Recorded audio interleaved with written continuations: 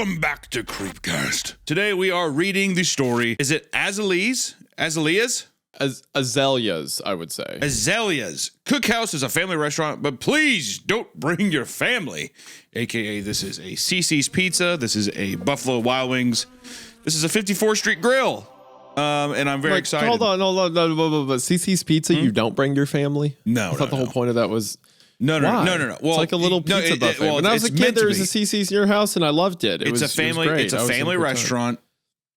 Please don't bring. There's a little there. arcade corner in the back. Yeah. No. It's a family restaurant. Please don't bring your family there. Why? What's your problem with CC's? CC's because it's an evil place. It's a tempting evil place, and I just don't care for it. Did something happen to you in the CC's? I don't want to go into my CC's debacle. Not going to. That's what I thought. Maybe another time. But this is written by Aproil. It's AP Royal. It's like his initials. AP Royal. Aproil. Or you can just say Aproil. Aproil. Sure. Aproil. Aproil. So Aproil has his own website.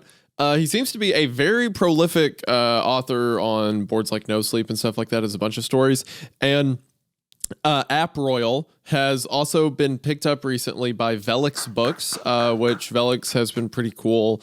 Yeah, we've read many Velix published books, and we've it's people that we've worked with to be able to read some of these stories. So really happy that he's with a cool publishing company like that. Yeah, they seem like a cool company. They seem like very in the know about cross promotion between like YouTubers and like authors making stories and stuff. So they're chill. So it's cool that AP Royal has got with Felix Books, and it looks like he has a book called The Kaleidoscope coming out with them late this year, early next year. That's right. But you can subscribe to his newsletter and get updates on that. You can also get like short stories delivered straight to your inbox. Has a bunch of stories across No Sleep. The story itself seems pretty highly rated. So I'm excited. And also the title is just enticing in itself. Yeah. Evil family restaurant. Is this going to turn into something more like if, the Glenmont retro thing Metro, where it starts off with, Dionysus House, whatever, where someone just walks into a restaurant and gets their head blown off? Or is it going to turn into like a, Five Nights at Freddy kind of meme? It has like a weird, it could go either way. And I'm excited to see. But does your brain just take all the stories we read and it like lays the titles out randomly and you just like grab one at moments and stuff? Is Dionysus House not the one where it begins with dude getting shot in the head? It is, but you started with the Glenmont Metro. Well, because I thought it was that one at first, but no, I quickly caught myself because that's the kind of bear trap my mind is. It's how fucking ironclad it is, right? It's a bear trap with an 8-second delay timer. No. It's instantaneous. Actually, and then the bear's like 20 feet down the trail, and then it's like, did you hear that? Because it like shut up on nothing. Quarter of a millisecond before your heel even touches the metal activation lever on the bear trap, it fucking grabs you. That's the steel bear trap that my mind is. That caught the Dionysus House incorrectly because it originally caught the Glenmont Metro. Well, actually, see, it saw the heel coming and it said, "Oh, hey, I remember Glenmont Metro." Oh, just kidding, and it switched it up because I think that it was like it was bringing something in like a prey, like a predator to a prey. And then it sees the kill right there. It doesn't matter, dude. I don't have to fucking justify my brain to you. All right. All I know is that, as always, be sure to support the author. And as well, check us out on audio platforms. Apple Podcast, Spotify. Go there right now. Give us a 5-star rating. Fucking listen to our show there, dude. It helps. All right. Maybe AP Royal. Maybe listen to this on Spotify, dude. If you're watching this right now, consider hopping your happy ass over to Spotify and listen to it there. You're talking to the author right now? Yeah. And that's little forward. See, that's the bear trap coming out. You gotta watch out. So you're already mad at him? Wait, no, I'm not mad. I'm just saying, man, it's a suggestion. It's a polite suggestion. So now you're claiming that you're so quick-witted that you're near psychic with your knowing. Well, I didn't want to have to go out and expose my but that psychic ability can also be wrong. at points. Well, see, it's never Like, wrong. So in other words, you're just guessing. Redeemed. You're just guessing. Redeemed. No, that British pull was. The more I think about that, the more the British thing doesn't make sense, because the whole point was like, oh, this one person's British, but because you made everyone British, it ruined that part of the story. Well, I found redemption with them. That's the fucking premonition, dude. I told you. Even I didn't. See, that's the thing about the bear trap, dude. Sometimes see stuff coming. Let me finish. The bear trap, sometimes I can't even see through the fucking fog of my own power, because I was like, is this guy British? There's something about this that makes it British. And then sure enough, we're on the fucking Queen Elizabeth liner there, dude. So hold on. So you can't see specifically how it applies. You can just see details. Well, not all the time. Sometimes the power is so hidden in the fogs of my of my mind, of these bear traps, that I myself step into the bear trap as well. You step into the bear traps, you can tell what you're thinking. You can tell what you're going to do. Yeah, with this power, Isaiah, you don't understand the complexities of how this kind of so here's my works. point. If you can just pull random stuff and you don't necessarily know how to play, it's like you pulled British last time because you're super bear trap. For today's story, are you getting anything? Feel anything? Sign? Let me think. I think that it's probably going to be, I would say, an American, but I'm going to say that we're probably going to spend the majority of our time talking about like a restaurant, probably some kind of, family. These are inferences. The what? These are inferences. These are all things you're pulling from the title. No. See, this is the premonition. I think that even we're going to sit there and we're going to have a point where I'm just going to randomly think if there's going to be somebody who's like, sorry, ma'am, that's not a problem. And for how many? And then they're like, 4, please. And then are you scrolling down? No. In less than a minute, it was confirmed. She was scheduled for tomorrow at 7 p.m. These are just things that are kind of coming to my mind. Her voice had reduced me to a teenager again. Just kind of pulling visions of her watering her flowers and walking her dog occupied my mind for the rest of the evening. Okay, wow, all right, that was powerful. That was actually powerful how that came to be. But let's just dive in. All right, I don't have to prove myself. Okay. I want to take a quick moment to tell you about today's sponsor, AG1. For those who are here from my channel, you'll know that AG1 is your daily drinkable dose of important vitamins and minerals, providing you with the brain, body, and gut health you need to thrive. AG1 helps provide the natural energy that I need to get through my day. Because trust me, I need it when putting up with Hunter's text messages. And as opposed to something like caffeine that inevitably leads to a crash, AG1 is natural, lasting energy that lasts the whole day. And instead of being a bunch of different pills and multivitamins I have to take every morning, it's instead just one drink made easy. And by easy, I really mean easy, as all you need is 8 to 12 ounces of water and a spoonful of AG1 and you're good to go. Plus, AG1 has key nutrients to help stabilize your mood, things like B vitamins or phytonutrient blend, the kind of thing I need when putting up with this podcast. So if you're ready to start your day with an AG1 boost and feel the difference for yourself, then there's never been a better time to get in on this offer. That's because right now, if you head to the link in the description at drinkag1.com/creepcast or scan the QR code, you will be able to get $20 off your first order of AG1. But not only that, you'll also receive a free welcome kit with things like a shaker bottle, a few days of AG1 in their convenient travel packs, and a dropper of vitamin D3 and K2 to get even more of the nutrients you need. Again, that's scan the QR code or head to drinkag1.com/creepcast to get in on this incredible offer today. Thank you to AG1 for sponsoring the show. It means the most. We are now back to the episode. Azalea's Cookhouse. How can I help you? Is that how you think that the... I don't. This is our narrator talking. So whatever voice you come up with is going to be the narrator for the rest of the story. Well, is it a girl or a guy? I don't know. It's a waiter. Normally they don't specify in these stories. But a waiter for one time. Well, waiter's a man and a waitress is a woman, right? Typically. Okay. Yeah. Just want to make sure. Because I'd hate to go through and, give another Captain Price kind of like, Azalea's Cookhouse, how can I help you? And then it's like, I'm a 16-year-old girl from Minnesota. And I'm like, I think if that happens, and see, the bear trap's not catching that. The bear trap's not catching that, so I don't know. Yeah. Azalea's Cookhouse is a family restaurant, but please don't bring your family. Part 1, Hunter, bring us in. Azalea's Cookhouse, how can I help you? I despise the inflection in my voice. The fakeness irked me to my core. But it was all part of the job, so I took my customer service seriously. I've been a waiter for longer than I'm comfortable to admit. And although the job isn't rocket science by any stretch, I believe there are skills one needs to develop to be successful. A wide smile, a cheery demeanor, an unhealthy tolerance for bullshit. If you make sure everyone's waters are filled and remember to ask about dessert before bringing back the bill, you will do well in this profession. The tricks of the trade were simple, but you'd be surprised how many college kids wandered into the industry with zero regard for service.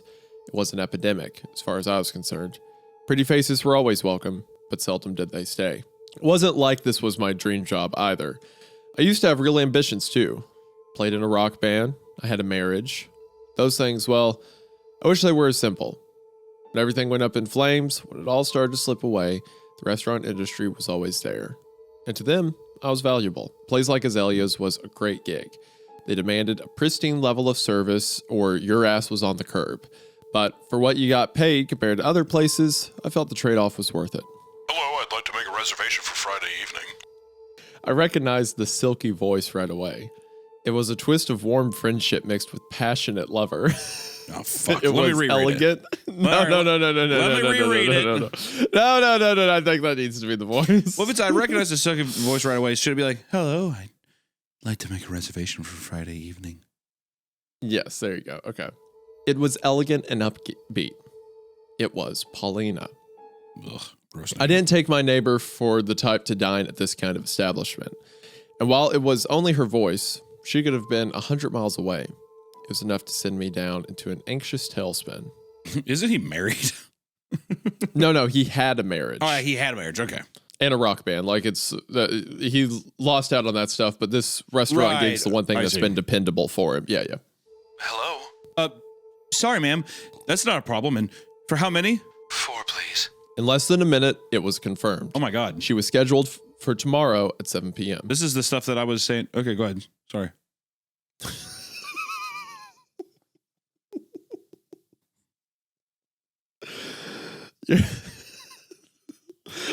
For one, the audacity to do it in the first place, to just read the story ahead and say it's a premonition. No, then the further audacity to call it out. No, what is when it? you No, what get is to it? it. What is the next line, though?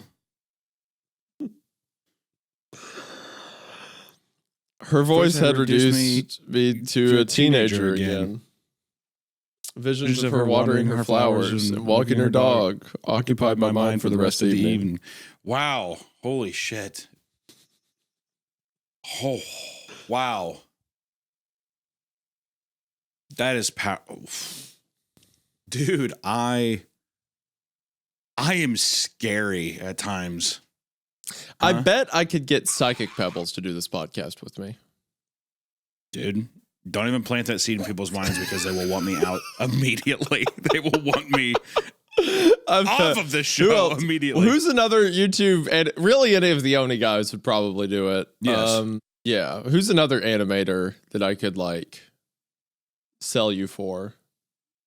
I could sell you cheap too. My stock is very low, Isaiah. You need to, this meme is going to start a literal riot for change. You're going to see another change.org petition. You say that, but every time someone like talks about me anywhere online, they're always like, "Where's Hunter? Why isn't this post about Hunter? I'd rather be talking about Hunter or whatever." Well, then I why saw don't one we that was drop brutal it, the dude? other.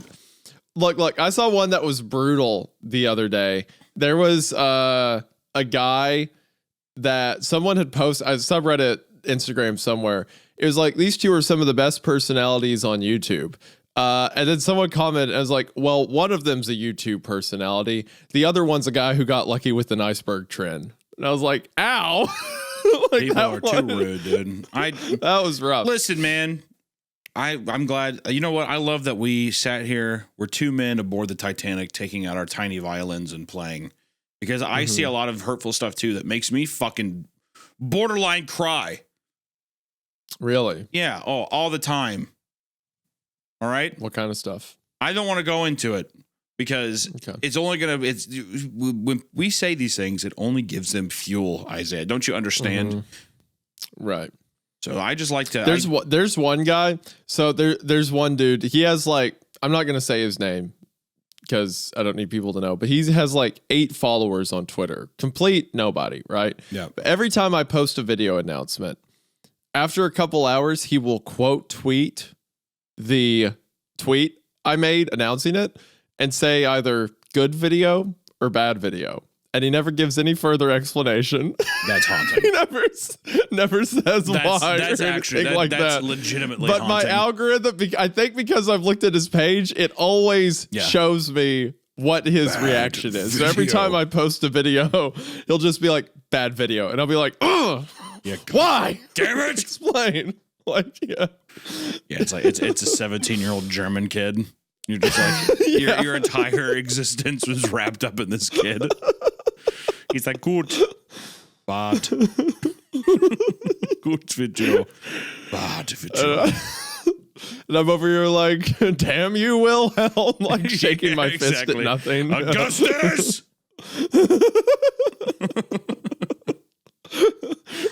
It's like the kid from Charlie and the Chocolate Factory just eating chocolate. It's literally just I'm Augustus like, Gloop, just covered in chocolate, watching your videos. What is he planning? what is he putting together? I know he's scheming something over there. Yeah. It's just random. What sticks you? What does it? And I don't really like personify it that much, but it's funny that it means so much to me. It's impossible not to. Anyway, yeah, this story. So you talking about being a psychic and whatnot. Her voice. Should we reread that line too? That where I'm not. I'll reread that line since you were seeing visions from the heavens. Yeah, I fucked it up. No, I think you should. Normally, I would be like it's okay, but I think you should feel sorry for this one in particular. So, her voice had reduced me to a teenage version. What? Jesus Christ! Oh, I don't know. Oh my gosh, my eyesight was way off. I read teenager again and visions. Jesus Christ! Her voice had reduced me to a teenage virgin again. That's what I thought he said. I saw Lord. visions and like my okay. Talk about premonitions. You're seeing something in your head. You're like, I just want to have sex so bad. Shut up. Her voice had reduced me to a teenager again. Visions of her watering her flowers and walking her dog occupied my mind for the rest of the evening. There. Is that better? That's good. Okay. I'm going to get our who's the other guys I can sell you for? Flash Kids. They'll do it with me, I'm sure. Paulina was in her front yard in the morning, meticulously tending to a healthy bed of flowers. She smiled from a crouched over position, her golden hair adding to the splashes of flourishing color. Tulips, sunflowers, and geraniums were spread thick across the lawn like a rainbow nestled in a sky of green. We exchanged waves, her mouth open and ready for conversation, just as the back gate swung open. All at once, they were upon her in an orchestrated attack. Concentrated streams of water blasted out of the barrel of their... Oh, it's kids. It's kids with water guns. Okay. I saw that coming. I'm like, did she get swatted? Like, I kind of like that though. He's like fucking turning this into a like Boondock Saints scene with water guns. Yeah. All at once, they were upon her in an orchestrated attack. Concentrated streams of water blasted out the barrel of their guns. She let out a wail, covering her face from the attack. Her white tank top was now see-through, drenched by the precision of trained killers. The shooters, her two sons and husband, Keith, giggling at the scene of the crime as her pleas for mercy went unanswered. I kept walking. Hey, Mark. I waved to the group. A couple of the waiting staff were huddled together in front of the stairs that led into the restaurant. It was their ceremonious drag of nicotine before the chaos. Friday nights were always a gong show, and this one was sure to be no exception. One of the busboys, Dwayne, was wearing a vexed look on his face, more so than usual. After his puff, he warned. Silva's looking for you, man. Thanks for the heads up. From the outside, you could never tell Azalea's was a restaurant. It looked more like a cellar with cracked cement stairs that led down into a basement. That was Silva's vision all along, to be a hidden gem in the rough. Walk in thinking the place was a dump, walk out pleasantly surprised. It was the psychology of the food industry, and this element of surprise seemed to be essential for fine dining. Azalea's was the height of exclusivity. Not just anyone could stumble in. In order to keep up this allure, speaking about the restaurant in any capacity was strictly prohibited. Staff were never allowed to dine in. We were servants, not clientele. Not that any of us could afford it, the menu items never seemed to reference a price, which always signaled trouble. From the bills I'd hand out at the end of every meal, the numbers were always staggering. It was clear Azalea's was catering to a very specific crowd with refined taste and deep pockets. I like that nod. That's definitely a little nod to maybe a clientele or something that the restaurant is serving that feels a bit more exclusive or hidden. I like the way that this is set up is nice so far. I just want to say where it's just like, for one, I really like Royal's writing style. Like the way he described Paulina getting attacked by her kids, like you said, it's kind of described almost like a Boondock Saint hit. But he describes like the sexual undertones of her, like her sultry voice, her shirt's now see-through. But the like objective thing we see is that she's got a husband and 2 sons, right? So is that like something about his neighbor like wanting him, or does he want her in a physical way? And she's not perceiving that, or it's just like our author's intent of it. Like, oh, dude, it sets up some interesting stuff about the psychology there. The narrator is definitely wanting deep fucking for sure. He's fantasizing about it for sure. All right. That was probably an inappropriate way of saying that. But you had to say deep. You had to like add adjectives to it. You had to make it more explicit. So sorry. My gosh. Good Lord, man. Okay, so anyway. Good Lord, man. That's just dropping a brick on the gas pedal. We were at the red light. You just threw it to fifth. Like, what the fuck are we doing? He's just like, I was just half stepping in it. You're like, no, I was up in there. I was rearranging them gutty works as much as I could, dude. Okay, there you go. There you go again with the description. I was like a fork with some spaghetti, dude. I was wrapping it all around and slurping it up. Don't say that. What are you talking about? I'm like a fork with some spaghetti. I'm gonna kill you. What mercy. Okay. Anyway, I'm gonna.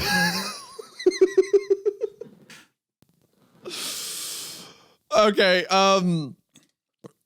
What I was saying, I like Royal's writing style. How so much is conveyed in just the way he describes the scene, right? That being said, with this description of the restaurant, we have like the initial, like the front facing premise of like, it's just a really expensive restaurant that in order to keep, it kind of exclusive, you can't talk about it. But then you think about, it's like, what kind of restaurant can you not talk about and the menu items aren't priced, Very so yeah, it sets end. up, it's like there's a double meaning, like what could be happening here. That I agree with you, is just set up very well. A referral and a reservation got you through the door. You needed both, no exceptions. This drew a certain type of crowd. Snooty, high maintenance, but I didn't mind it, to be honest. That combination could be tiresome, but it usually meant great tips. I approached the splintered door and knocked 3 times. One of the greeters let me in. The interior was nothing like the exterior.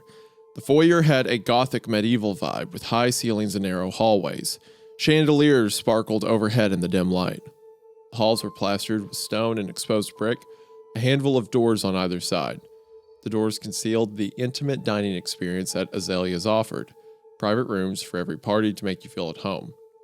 Silva's office was the last door on the left. I'm just picturing nothing but like a Blade movie. Like whenever Blade like goes in, it's like a Russian nightclub that like looks like a castle or whatever. That's what I'm seeing with this restaurant. I went to this one restaurant in LA that someone in like the YouTube talent side invited me to, that was kind of similar, where you had to walk down a hallway and it's like you had to have a membership or know someone to get in. That it was like a very stereotypical like LA white walls, like big windows. Yeah. So it didn't look the same, but I'm imagining the same kind of like entry setup. Like you have to take an elevator to get to the restaurant kind of deal. It was like an Olive Garden. That'd be really funny. That'd be so funny. Yeah. Password. Dude, Hunter, you're not going to believe this, but the breadsticks were literally endless. Yeah. It was. You could get as many as you wanted, but they would just. There was no end of them. Yeah, exactly. Yeah, they were. I guess get God, this. they were good. Bill came, no charge. Yeah, no charge. Yeah. I had 6 threw 'em loaves in. of bread worth of breadsticks. Where's this on the bill? Oh, sir, they're free. Oh my God. Whoa, where are you taking me? I'll sign whatever paper you pass me. I feel right like I'm now. in Sicily right now. Me, me standing outside of an Olive Garden, just like a country bumpkin from Tennessee. Like, Exactly. you good sir know how to make a deal. I bet like 10 minutes down the road, we're going to see the Colosseums. You fellers well, must be goddamn, Christian. You know how to treat a man. Goddamn, every road does lead to Rome, doesn't it?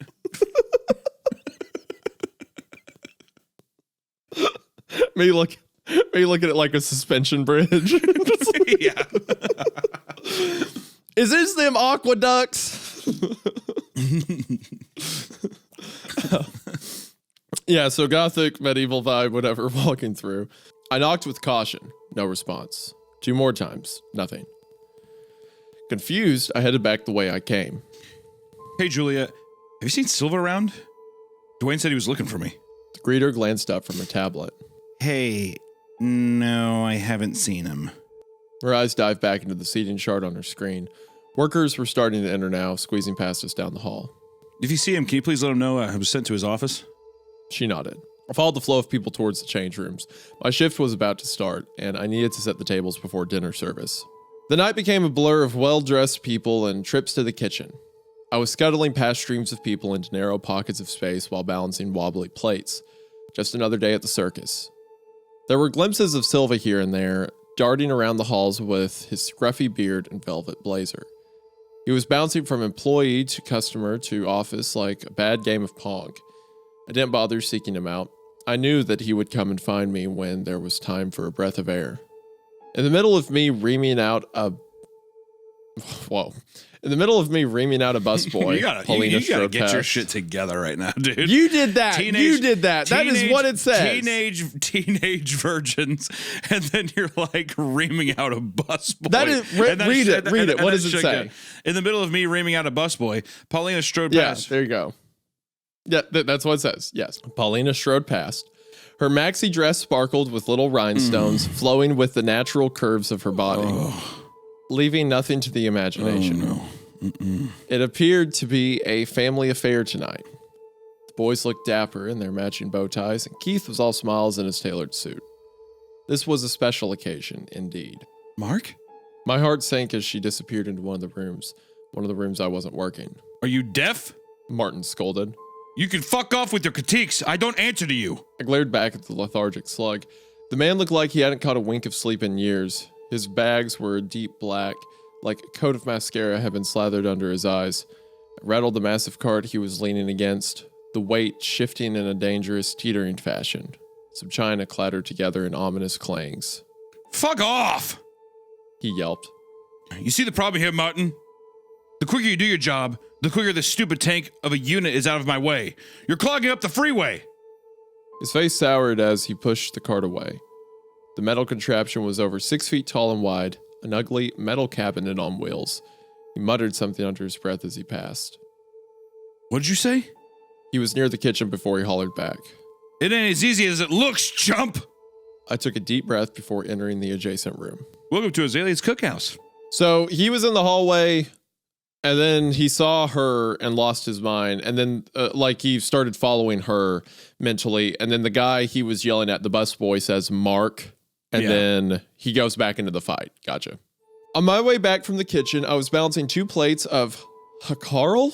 Is that how you pronounce it? Hackerel? You're asking the wrong guy. Or hackerel. Hackerel. An Icelandic delicacy, a fermented shark, when Silva tapped me on my shoulder. Mark, I need you in my office. Drop those off and come see me. It's mid-dinner service, Silva. Can this wait till my break? It can't. Lana will cover for you. My blood boiled at the thought of Lana swooping in to claim my tips. She wasn't even scheduled to work this evening. I sighed and dropped off the food before making my way to his office. This time the 3 knocks were answered. The door swung open. Thanks, Mark. Have a seat. We were surrounded by a forest of cherry wood. Bookshelves and cabinets filled the space, carved in looping, intricate patterns. Everything was so polished and quaint. There were floating shelves that carried up the walls, each holding rows and rows of books. Behind a grandfather clock in the corner were pots of leafy plants. I wondered how any of them survived in this dungeon. You've been doing a great job here, Mark. I know I'm not the most, rah-rah type of owner, but believe me when I say this. I've taken notice. He continued, the sounds of muffled conversation trickling in through the halls. I'll level with you here. I'm in a pickle. We are short busboys tonight. I need you to cover. With all due respect, Silva, why would I do that? Because I need you to, Mark. And to be honest, it's a chance at a promotion. A promotion? Couldn't get Martin and his multiple smoke breaks out of my mind. Look, Silva, I like what I do. I feel like I do it well. I'm not saying I don't want to help you out, but please don't spit on my face and tell me it's raining. I'm a waiter, not a busboy. The pay is nearly triple. A smirk grew on his face once he detected the astonishment on my face. He pointed his finger at me. This doesn't leave the room. The news went down the hatch like sour milk. I understood why the chefs would make more money. The menu was always revolving to keep the clientele happy. They likely had years of experience overseas, attended culinary school. But the busboys? These guys were glorified dishwashers. I knew the way Silva ran the restaurant was different, but this corporate structure was completely backwards. Servers were the face of the business, the point of contact between the restaurant and the customer. Surely that had to be worth more. I need you out there, Mark. Like yesterday. He got up and made his way to the door. If you do well, the position is permanently yours. Do I really have a choice? Not really. A glint of something conspicuous in his eyes. The door was now ajar, the bustle of the business now flooding into the room. You'll do great. Now go and find Dwayne. He'll be showing you the ropes. Dwayne was outside with one of the chefs, another cigarette to his lips. The light emanating from the lamppost highlighted his bronze complexion. Hey, Dwayne. Silva said you're going to train me tonight? Guess I'm going to be one of you guys now. He raised an eyebrow and dropped the cigarette to the pavement. With a blank expression, he said, Well, hot damn. Let's go. He stomped the butt out and we drifted inside. I followed him deep into the kitchen, past the cooking staff carefully preparing the meals. The atmosphere wasn't much better back there. Plates were sliding around amidst fits of yelling and chopping. I passed one of the chefs giving a lecture to one of her apprentices. Who taught you how to work a knife? You leave the skin on this fugu again, and I'll rip your apron off myself! He stopped at one of the metal monstrosities in the corner of the dish room. Get pushing! The cart was frustrating to maneuver given the state of its back wheels. One wheel refused to roll in line with the others, opting to wiggle uselessly instead. It was a cumbersome task given the sheer size of the cart. It was heavy with its many drawers, and it was a challenge to see over it. There would have certainly been a collision without Dwayne guiding me in the front. We finally stopped in front of one of the rooms, my arms and legs feeling like jelly. He held the door open as I inched the cart in, slowly. Then the door was firmly closed shut. The scene at the dinner table nearly knocked me off my feet. We were inside the private room that Paulina's family had dined in. There was Keith, his cheek resting in a thin layer of cream sauce. His mouth was full of foam, the tablecloth soaked in a puddle of vomit. His eyes were staring back at us in a dead stare. Their two sons were on their floor, their bodies lying limp. There was no ounce of recoil from Dwayne. He just gripped Keith's head and pulled it out of the sauce. Let's go, Mark. We don't got all day. The walls felt like they were closing in on me. Everything was spinning. Dwayne, what the fuck is this, man? He was dragging Keith by his shoulders, his limp legs bobbling against the ground as he was carried towards the cart. Most of his body was able to fit into one of the compartments. The rest of the parts that overhang were forced in with a metal pole. The squishing and cracking made my stomach churn. Oh shit, what do you think this is, Mark? A 6-figure dishwashing job? He laughed, a glint of madness in his eyes. He had one of the boys by the back of his blazer and was dragging him along. I'm out. I want nothing to do with this. I said, turning towards the door. Dwayne dropped the body and beat me there. His arm held the door shut. Listen, this might not be good for you. I get it. It ain't for everybody.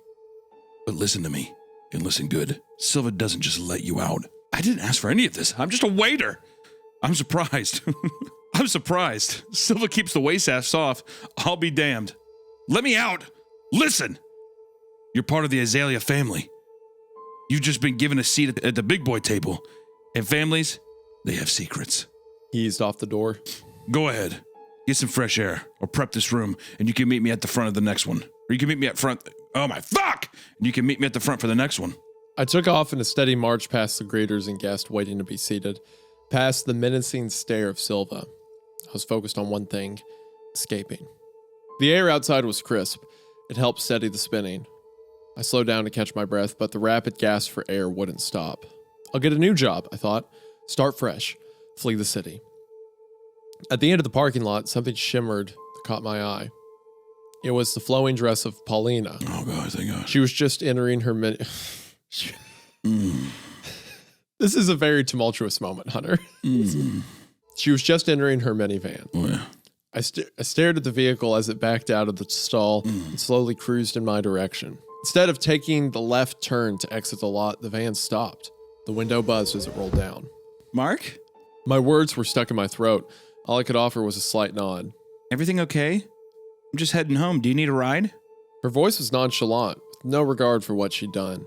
Because she hadn't done anything except enjoy a pleasant meal, the Azalea family took care of the rest. Mark! Mark!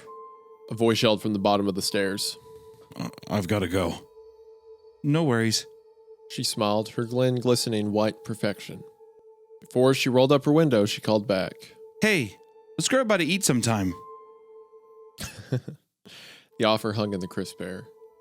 She drove off in the empty minivan just as Silver emerged from the bottom of the stairwell. His hand was clutching something in his pocket. Break time is over. End of part 1. Very good.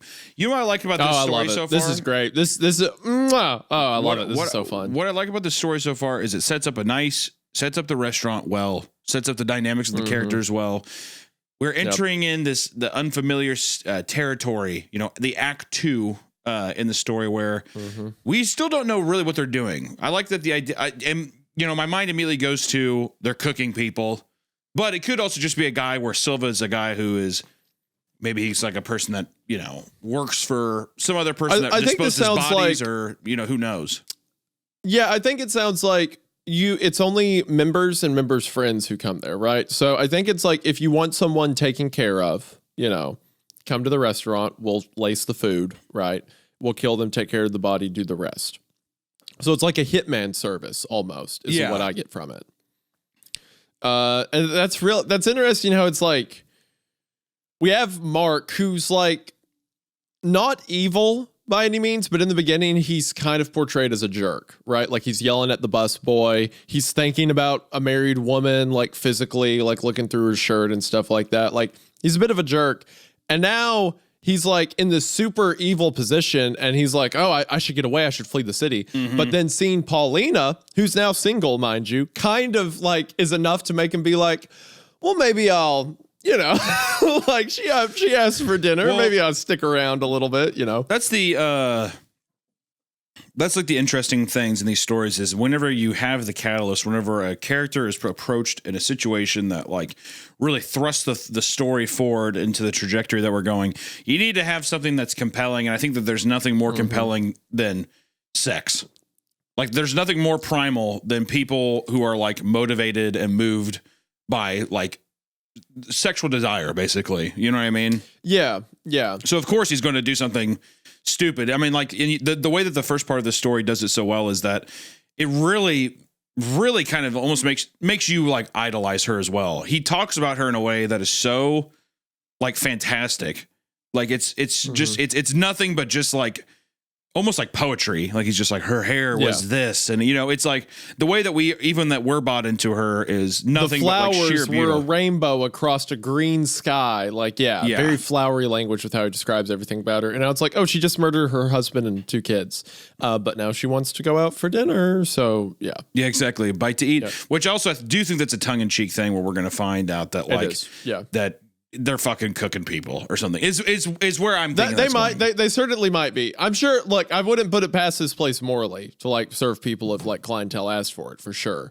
But also like it's just funny that she just had her whole family murdered, and she's like, "What if we got a bite to eat?" Like, was it like was it the whole family or was it just the husband? The husband and kids. So it was okay. He's dragging. Yeah, because it says that after he got done shoving the husband, he grabbed the kids whose lifeless bodies were lying on the ground. So awesome. Yeah. So she rules. All right, just making sure. Yeah. She's really cool. Wow. She's a family awesome. Annihilator? That's great. Love those. All right. Part 2, the family. The family. Something deep inside of me told me to run. It cried for me to take flight. to duck behind the nearest car, to weave in and out of the stalls to safety. My brain convinced me otherwise, however. I stared at my red Prius parked at the back of the lot. It was in Silva's direct line of fire. It would be an easy point-blank shot. Freedom was only steps away, but it might as well have been 1,000 miles. Silva's hand crept out of his pocket and landed on my shoulder. The movement was smooth, but not smooth enough. Polished chrome flashed for a moment, then disappeared amongst the folds of his dress shirt, back into the confines of his pocket. Does he know I saw it? Does he care? So how's the shift going? He asked, squeezing my deltoid tightly. My words were caught in my throat as we made our way down the concrete steps. I don't think I can do this, Silva. He paused, one of his eyebrows raised. I feel sick. First day of busted tends to do that to people. We stopped before the entrance, the sound of classical music leaking out of the building. He finally let go of my shoulder. Dwayne is waiting for you at table 1. I plead with him further. Please, let me go back to serving. I won't say anything, I promise. Finish up your shift and we'll chat. If there was one thing I knew about Silva, it was that he wasn't much of a chit-chatter. He stuck his palm out. Phone. There was a sinking feeling in my chest as I looked back at Silva. Surely he wasn't serious. Hand it over before we go inside. You'll get it back after your shift. No way. It's my personal property. I need it.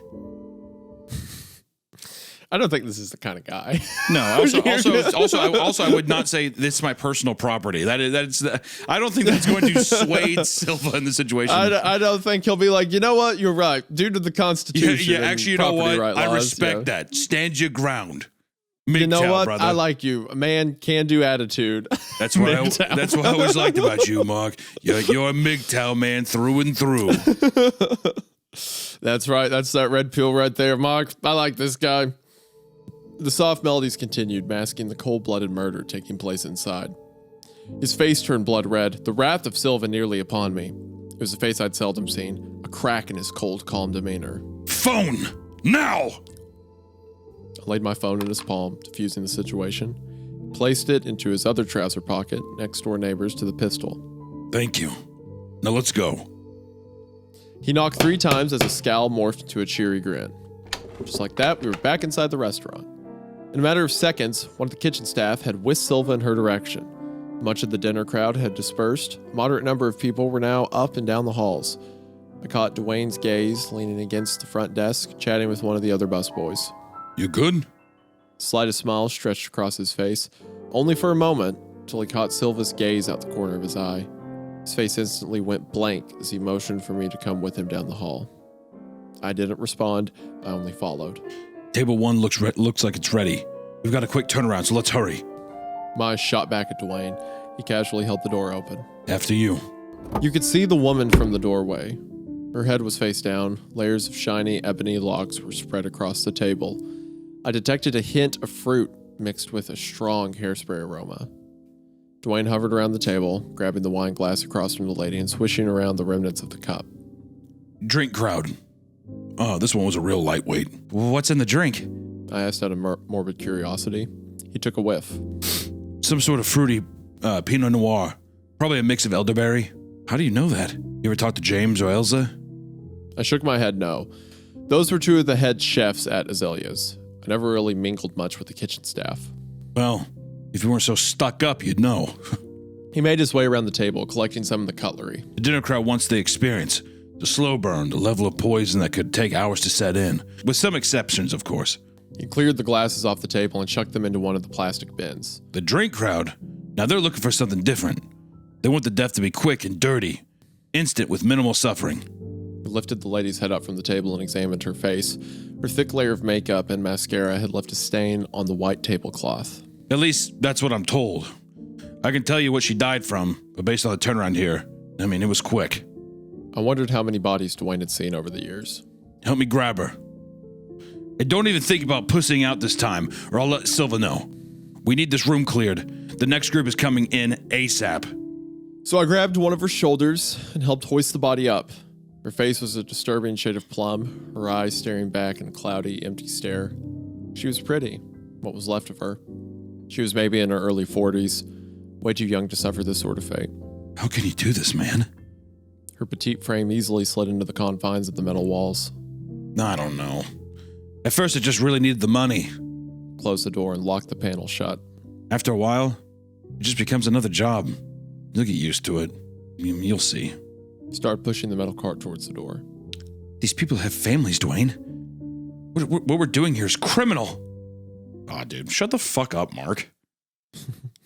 My personal property. What we're doing here is a crime. Okay, hold on. Yeah, if you had to start moving bodies, you would be like, this is wrong. Yes. Like this is no. like, Let me tell you, the things that he is saying, they're correct.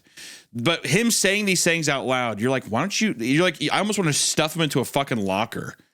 You know what? I think Mark's doing here. The reason that his wording's the way it is, I don't think, because he's still going along with it. I don't know how much Mark really cares, because, like I said, in the first part, he's kind of established to be a bit of a jerk, yelling at guys, thinking about sleeping with a married woman. So here, it's almost like he's trying to talk himself out of it, because he's going along with it. He's like, no, this is criminal. My phone's my property. Well, you shouldn't take it. It almost feels like he's trying to talk himself out of it. Well, I think you're onto the right thing, but I don't think he's trying to talk himself out of it. I think he's trying to have other people talk him out of it. I think is what he's doing. Sure, it's like a cry for help kind of thing. But I think he's looking for someone to validate this feeling of being like, you know what, you're right. Let's get we should just stop. But instead, everyone's just basically like confirming this almost like confirmation bias or something, you know.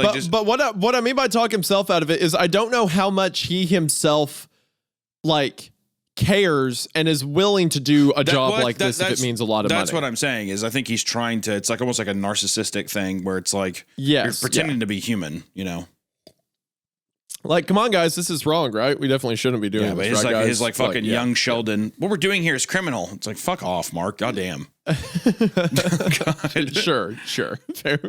You know what? You would 100%. If this was me and you in this scenario, I would 100% be Mark. Oh my god, this is criminal. Be Dwayne.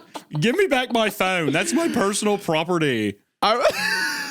And you would be the guy that's like, it's good money, shut up, put the body in the bag. I'm like three times, god damn, 3 times the money? All right, we're stuffing lobsters here. Good God, boys. Hell yeah. Hunter would hear triple pay. Yeah.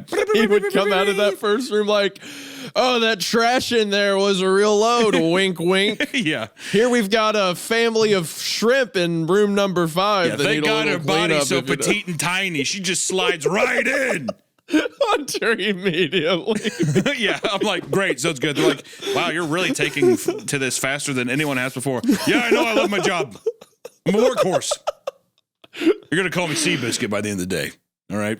Yeah, I hear you need to toss out a couple of crabs down in room 4. They're like, would you just stop doing the food euphemisms and just get back to work? Yeah, there's a couple baked potatoes in room 4. It's like Silva has to come meet you in the hallway. It's like, you gotta quit. Yeah, you actually have to quit. You're making everyone uncomfortable. You're making everyone uncomfortable. I know we're all like moving bodies and we're all in the know about this, but you're way too into this. It's like, and I'm over here like, this is illegal, guys, please. Guys, this is illegal. This is a crime. And then like Hunter over my shoulder, like, looks like the steak's starting to settle, if you know what I mean. Got a full load in this one. Dwayne shrugged. You're overthinking this, Mark. He motioned for me to get the door. These people had a target on their back. Focus on your job and you'll be fine. We're just simply disposing of the mess that someone else has made. With that bleak sentiment, we pushed the cart through the hall in silence. On our way to the kitchen, we passed by the next group of patrons. A couple of young professionals with vibrant smiles and flamboyant suits. My mind played Russian roulette with their bodies. Which one's body would we fetch next? It was clear that Dwayne had been lost. The money, the trauma, maybe a combination of the two, had severely warped his mind into having a morbid indifference for life. I knew my words would go nowhere with him. I had this business model all wrong. Everything I thought Azalea stood for, quality dining, intimate gatherings, unbeatable service, it was all a lie. With the dinner crowd dissipating, the halls were a lot quieter and easier to maneuver through. I knew this was my chance. I knew I had one shot. Dwayne was leading the way, pulling the metal cart from the front. I was at the caboose, pushing the heavy contraption ahead as best I could. The towering cart would provide the shelter that I needed. Out of my front pocket, I pulled out a pen and notepad, the trusty tool of the trade. Keeping one hand on the cart and pushing it along, I used the other to frantically scribble together a note. Craning my neck from one side of the cart to the other, I caught a glimpse of Silva. He was on the right side of the hall, chatting with one of the guests. The cart squeaked as we approached the front of the house. If I had timed it right, his view would be blocked, but only for a moment. As we approached the front desk, I took a deep breath and crumbled up the note. Julie, I whispered. She was alone at the front desk, her face planted in the tablet. I could feel the opportunity slipping away. Just as we passed Silva on my right, I had no choice but to gamble. I took aim and lobbed the note into the air. The ball of paper seemed to hang there as I watched it in horror. It overshot the table and bobbled off Julie's shoulder just as we passed the front desk and Silva came into view. The impact broke her gaze from the screen. The paper bounced to the floor. Where it landed, I wasn't quite sure. I glimpsed her annoyed stare in my direction before steadying my attention to the front of the cart. As we exited the front of the house and entered the hallway to the kitchen, I could feel Silva's gaze burning a hole in the back of my skull. The kitchen had also simmered down compared to earlier in the evening. Many of the cooks had gone home. Only a handful of chefs remained, fussing around with various display of dessert arrangements. There were plates of chocolate lava cakes topped with caramel drizzle, creme brulee in little cups with apricot shavings, and some sort of tower of fudge layered with sheets of sugar. The garnish was a colorful display of a key fruit and lychee. I admired the creativity from afar as we wheeled the cart into the dish room. Dwayne discarded the dirty dishes, and then we pushed the cart around the corner. I saw each chef bring their masterpiece over to Elsa. She inspected everything in the back, added the finishing touches, and the plates were carried out by the servers. Dwayne led us down a dark hallway that bore no resemblance to the restaurant.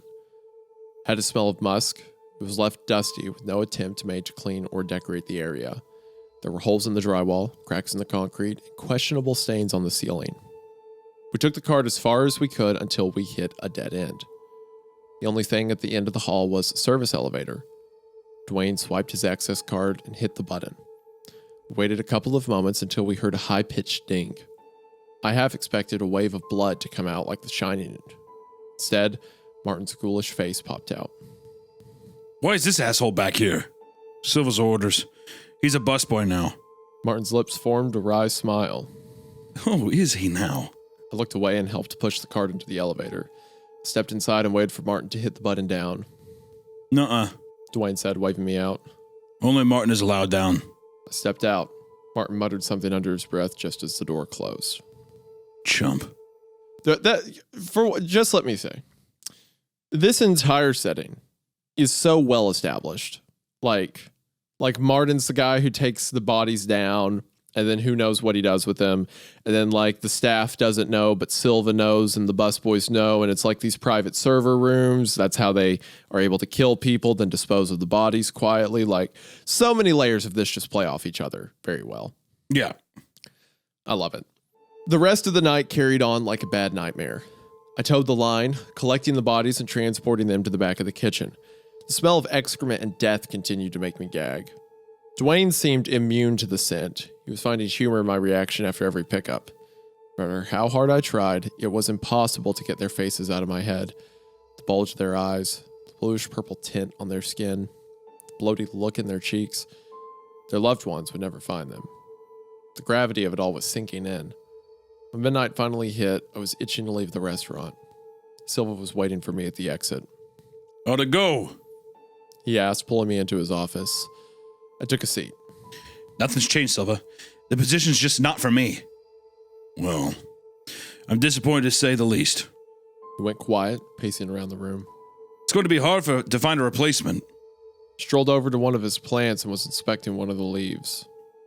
I eventually worked up the nerve to cut off the awkward silence. Can I go home now? My shift's over. He broke out of his trance and walked over to his desk. In the top drawer, he pulled out my phone and slid it across the table. Of course. I trust as always that this stays inside the Azalea family. The words were cold, his piercing stare a warning in itself. Of course. I got up from my seat and made my way to the door. When do you work next, Mark? Monday. Glanced up from his paperwork. Have a good weekend. I held my breath as I walked out of the restaurant, traveling as fast as my feet would take me. Only once I left the parking lot did my nerves return to normal. I was free. There was only one thing on my mind. I needed to put as many miles as I could between myself and Azalea's.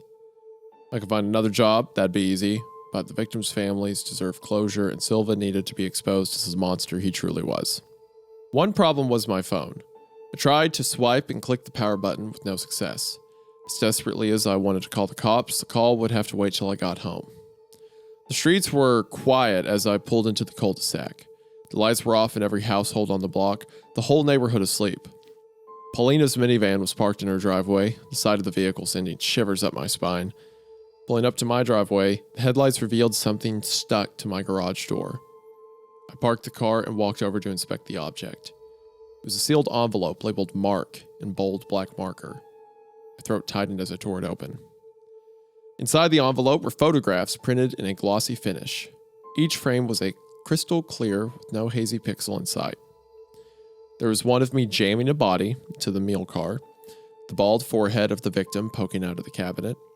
There was another candid shot of me pushing the cart through the hall. There were more than just photos of me at the restaurant. There were shots of me walking around the neighborhood, pictures of my ex-wife and her daughter at the mall, photos of my mother and father watching television in their home, their bodies comfortably lounging on the sofa.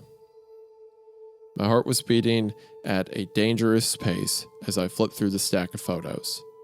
Something else was crammed to the bottom corner of the envelope. When I pulled it out, I gasped. It was the paper note I had written to Julie. In my messing handwriting, it read, "There are bodies in the dish carts. Call 911." In utter shock, I dropped the contents of the envelope. The photos scattered across the concrete, floating away in the wind. I dropped to my knees, quickly stuffing the contents back inside. Some of the photos were traveling towards my neighbor's lawn in a carefree gust of wind. I skirted across the drive pad to collect them, glancing up at the sleepy suburban neighborhood, the place I had called home for decades. It suddenly didn't feel so homely. One of the photos that was carried across the lawn had flipped over. There was writing in permanent marker on the back that read, "Welcome to the family. See you on Monday." That's great. End of part 2. Oh, buddy. Oh, Hunter, This is flowing really well. I really like the idea of the setup. I might be in love. I really like the setup of a. First off, we need Azalea's Cookhouse merch immediately. I want like a shitty, like, you know how like, I don't know, like there's like Hooter shirts. Yeah, and but stuff. it's supposed to look. It's like a kind of speakeasy, like, you know, fancy underground stuff. But yeah, if he does any merch that's like Azalea's Cookout, like make it look like a steakhouse, you know, like Azalea's or whatever. Like I would 100% rep that anywhere you want it. Yeah, like, it's so fun. The premise is awesome. Like, why hasn't this been done before? The closest thing I can think is the menu, but that was like a one-off, like everyone's dying tonight kind of story. This is like the whole business is killing and disposing of bodies for rich clientele. A hitman's basically a hitman's like place where you can bring your family and you basically order that whatever and they dispose of the body. And also something too, like private rooms. So they basically people die in the room, other people get up, leave, and it's all cleaned up. The only thing that my mind was thinking though is I feel like with all the people dying, I feel like the reoccurrence of being, I guess unless people lied about their stories of where they were at would probably be the only way where it, like that way the cops would be like, wow, the last 20 fucking murders that have happened everyone's been to this restaurant that night, you know? So you'd probably just, people would probably just be lying. But I mean, once again, it breaks the immersion of the fun of the story. That was where my mind went. But I do like the idea of the bounty hunter restaurant though. Within the story, or hitman restaurant, I am willing to say like, what if all of the people that we're seeing like interact with it and stuff like that, like what if there's enough people willing to cover up? What if the family is so powerful that they're able to make up cover stories for these dead people? You could also put the body somewhere else away from the restaurant, stuff like that. You could also probably assume too that they have the cops paid off or whatever. Yes, yeah, to some degree. So I think that the Okay, so for one, I'll say maybe I was a bit too harsh on our main character because it seems like as soon as he got away, he was like, how do I call the police? How do I let these people's families You never know. I mean, Seems a bit more virtuous than I We're than I halfway said. through. I mean, I don't know. You never know. There's a lot of story Well, left. what I'm saying is like now if he like goes back to the restaurant and stuff, it's different because they've threatened his ex and Sure. his kid. They've threatened his family and stuff like that. So now it's a different ballgame than just virtue. But does that also not give him another angle to, well, my hands are tied. I have to, even though it's not.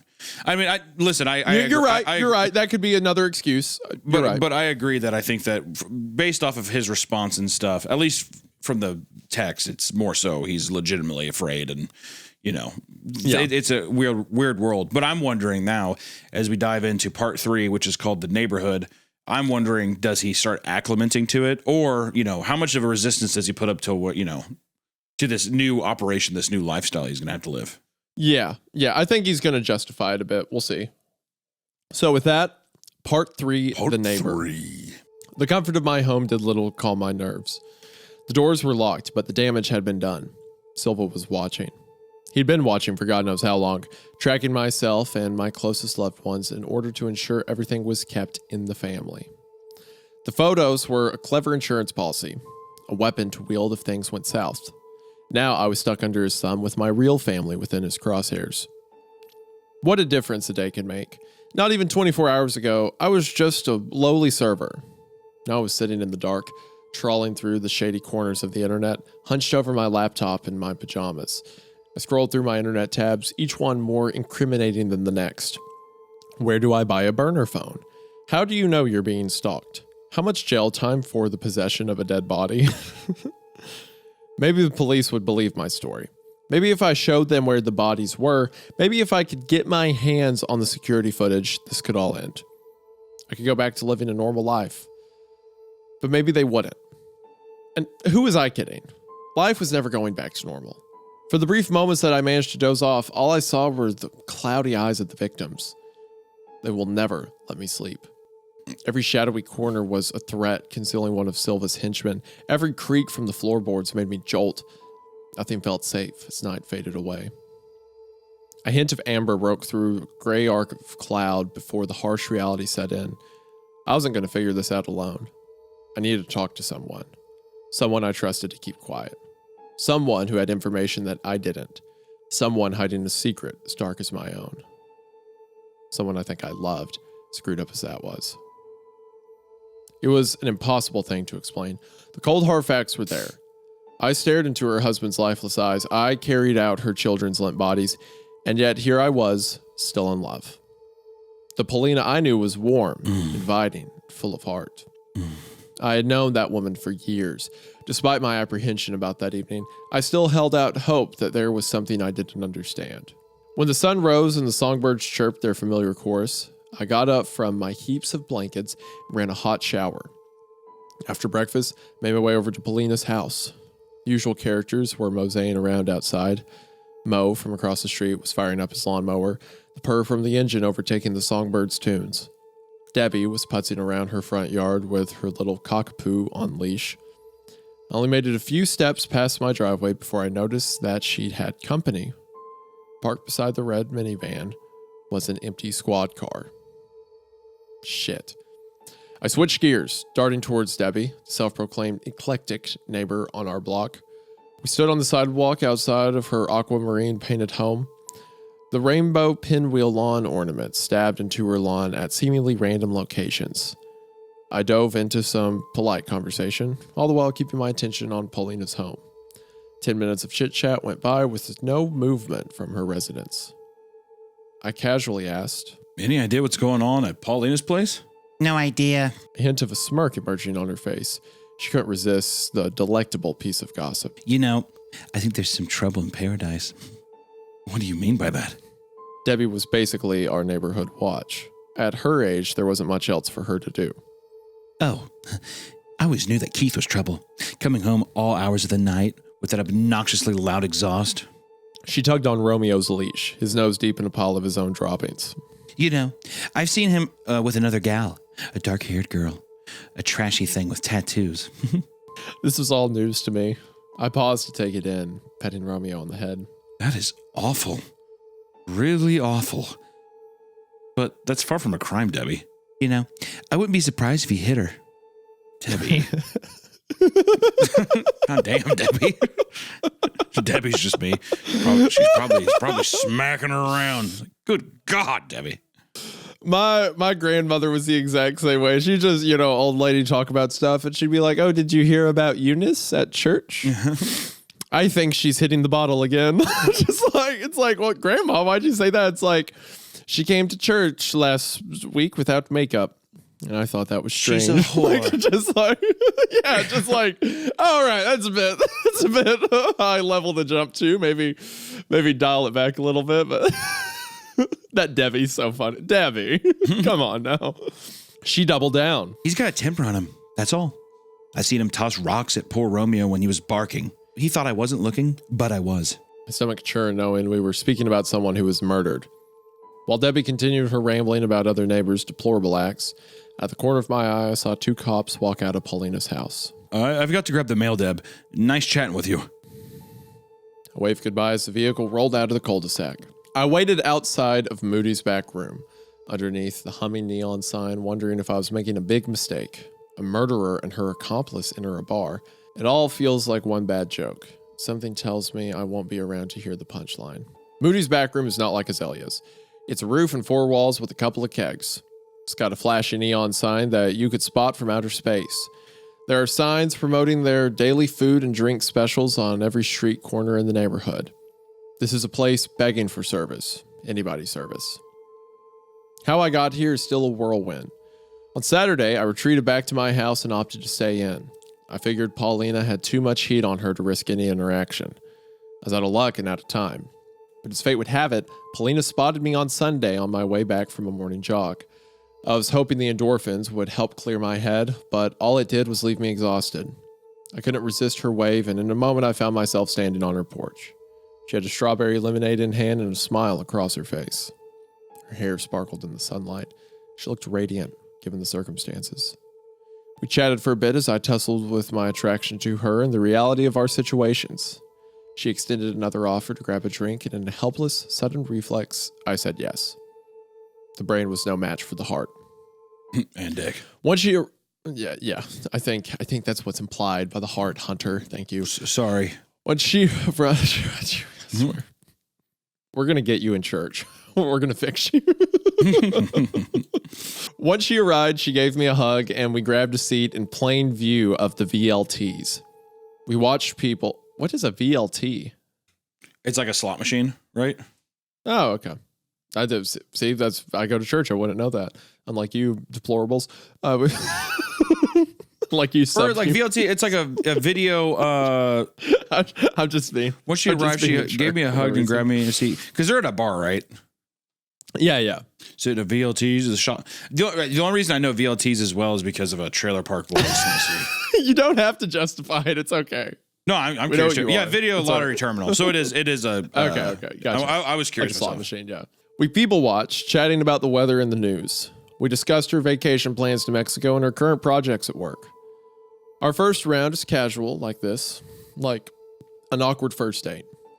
Paulina's hair is in a messy bun, but her appearance is far from disheveled. She's wearing a boat neck sweater, silver hoop earrings, and a pair of Levi's jeans. This is what I imagined a night out with her to be like. This is the Paulina that I know. 2 rounds in, the conversation starts to get more personal. Paulina asks about my history, so I told her about my divorce and how my dating life has been. I have her full attention. I can see the interest in her eyes. I really don't know what else to ask her at this point, so I just keep going on about myself. 3 drinks in, and the alcohol has washed away all of the nervous energy. Floating through conversation with lighthearted, friendly banter. She's playfully patting my arm when I decide it's finally time to chip away at her fortress of secrets.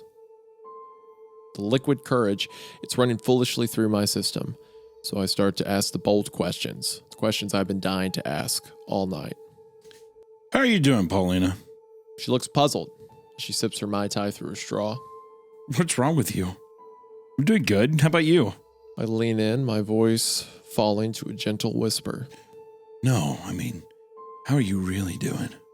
She puts her drink down and cocks her head to the side. How's everything with the family? She pauses, stirring her drink. Oh, they're doing well. That does remind me, though. I should check in with Keith. She pulls out her cell phone as I place my hand on her arm. Paulina, I know. Her eyebrows are raised. I lean in closer across the table. Yesterday at the restaurant, the cop car this morning. I can see the color slowly draining from her face. Her eyes are moist now. They glisten under the pendant light above us. For a moment, there's a pause. The truth hangs in the air. I don't know what you're talking about. She says, sinking in her seat. The shift of energy in the room is now palpable. I'm sorry, it's too soon. I just need to know. She glances at the exit and grabs her purse. Wait, Paulina, hear me out for a second, please. She stands up. I follow suit, reaching for her shoulder. Paulina! I won't see anything, I swear! The bell above the exit door jingles as it swings shut behind her. You dumb son of a bitch. Yeah. She murdered her husband and children, Hunter. It's Paulina, though, dude. Dude, this isn't just the cute mom next door. This is like she killed her kids. Oh, Paulina, please. Please love me, You're Paulina. next. She is a black widow. She's going to eat you next. Oh, here she comes. Watch out, boy. She'll chew you She'll up. chew you up. Huh? Oh, She's a here man she eater. Watching and waiting. I love that song. Watching and waiting. Didn't me and you sing that at karaoke? I think so. We definitely sang some Hall notes for sure. We did. Yeah, I know there was that one. There's definitely out of touch. I know. Yeah. You're out of Yeah, that's a good touch. time. I'm out of time. I'm out of time. Burn my head when you're not around. Yeah. Anyway, you know what? With the mention of Hall and Oates, I'm back in. Oh yeah, I'm in. Yeah, exactly. See, Paulina's I was like, back she in. murdered her family, Paulina! but then you brought up Maneater, and I'm like, well, you know what? Maybe there are fates worse. I can see you watching in the night. Come along with me. I've been waiting for the sunlight. When I feel cold, you warm me. And when I feel I can't go on, I come and pull you. 'Cause it's you and me forever. Sarah, smile. That's what I love. Sarah, smile. That's a good one too. Mm-hmm. That was a good one. That bangs. You are such a good singer. It's frustrating. After paying the tab, I drove home knowing that I shouldn't. I'm tiptoeing the line of sobriety with an empty stomach. The hard liquor and dark thoughts swirl around inside of me in an anxious concoction. I scream as I pound the wheel. Screw up, you idiot! It's a short route home through residential streets. The cookie-cutter homes are blurs of color as I drive past. Besides the parked cars, the roads are empty, the sidewalks bare. In my rear view, I notice a black SUV behind me. It turns left when I turn left down Tedden Road. I think I'm overreacting, so I test my theory and make another left to a nearby cul-de-sac. The vehicle follows me in a loop past the row of two-story homes. My chest begins to tighten. My only thought is that I can't go home. So I keep driving down Citadel Road, Citadel Crest, Citadel Circle, leaving the community. I head down Mackenzie Boulevard with the SUV on my tail. Eventually, I will have to stop. I just don't know where to go. My heart is beating so strongly that I feel it in my skull. I figured the safest place is somewhere public, so I decided to pull into the South Side Strip Mall. The Walmart parking lot isn't exactly packed. There's some scattered RVs and late-night shoppers, but it's the best option available. Park near a row of cars and wait. The SUV pulls up beside me. The tint on the passenger side window is too opaque to see through. Only hear the opening and slamming of the driver's side door. Get out of the car! The glow from the lamppost reveals a curly-haired woman. Both arms are covered in an elaborate sleeve of tattoos, two colorful gardens of fully bloomed flowers in an elaborate watermark style. I roll down the window a fraction of an inch and yell back. Why are you following me, you psycho? Who the hell are you? And what are you doing with Paulina? Oh, hell yeah, dude. Oh, Do not just tell me. Do not tell me that we're getting in on some girl-on-girl action, y'all. Uh-oh. Well, hold on. No, call. No. I think the Colonel just came in. Did the Colonel come in? Because that's finger-licking good. Stop. Ew. Ow, why are you such a quit? What? Oh, my gosh.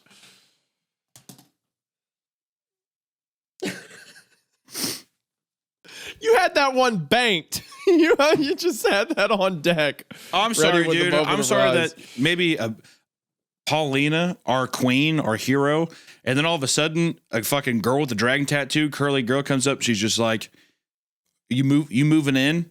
You know what I mean? Is it now we got a love triangle, dude? No, look, it's because you're sexualizing it. Okay. Like if it's fine, like two All right, we'll see. like perfectly fine, like two women want to be together. You know that's between them. Whatever. I don't need to come in and make it into. I don't need to fetishize it. Like I'm sorry. you are. That was wrong of me. You know, I was probably wrong. Was it wrong? Was it wrong? You It's a gut had the reaction. Colonel joke on cue. That was in your tape deck. Like skip next song, ready to play. I'm sorry. You know what? I'm sorry. You know what? I probably jumped the gun. Oh no, that's definitely what it is. They were definitely having an affair. We don't know. We don't know that for a fact. No. That is absolute. What are you doing with Paula? That or she's like an investigator that was trying to take down the restaurant or something. Could like have that. been. That is 100% what it was. It is your characterization of it that. Okay, dude. But that is an interesting twist. The woman that was coming was not for him. It was for her. Or no, you know what it is? Isn't that that's the fucking woman that that Keith was banging? No, yes, that's the woman, but okay, Hunter. The woman across the street said, "I've seen this girl with tattoos." This like whore, whatever she said, coming around for Paulina's Keith. been it was cheating. actually yes. So see, I Paulina's was been cheating. yeah, the little Chinese finger trap deal. I get it. I see. Yeah, okay. That's what I'm saying. Yes, Bear trap. I was saying that. Bear I was saying trap. that is what was happening. No. Bear trap. It's not a bear trap. How do It's I already honestly happened. do it? It's so odd. Like, it's It's scary. not a bear trap. Dude, I'm fucking if it is scared already of myself. happened. You were calling out something that just Oh my happened in the God. story. You're not. I'm okay. like, I'm fucking like so. Yeah, it's like you eerie. were right about no. You said the thing, and I said yes, that's the thing that happened, and then you got confused, Yeah. and I said no, the thing you originally thought's what Fog. happened. It's that's that not a fog I was prediction. talking about. It's that fog. It's like Okay. when you see so far ahead. Okay. Anyway, yes, you are right that it was an affair happening. It was the sexualization of the affair that I was jumping you for. Mm-hmm. Okay, whatever. I rolled down the window a little more, and now I notice the distinct characteristics of her face: dark brown hair, ice blue eyes. Oh. Her prominent nose, her tall stature. Oof. She was sitting at the table next.